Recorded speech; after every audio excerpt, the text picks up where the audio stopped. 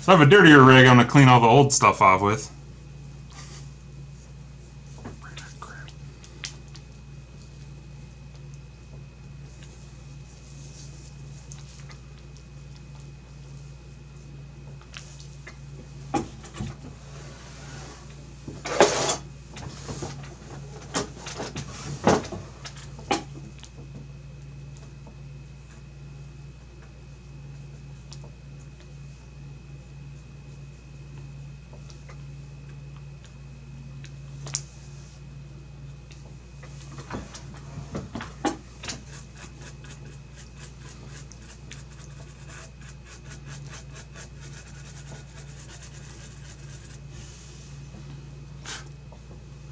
Oh, this card actually, other than that, it looks pretty clean.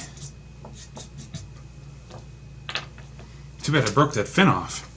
Could have been a great card. It actually was running pretty good. So now, since we're at it, I'll come back and do the thermal paste when we're putting it back together. I am going to clean it with some isopropyl alcohol quick, just so it's all nice and pretty much ready to go.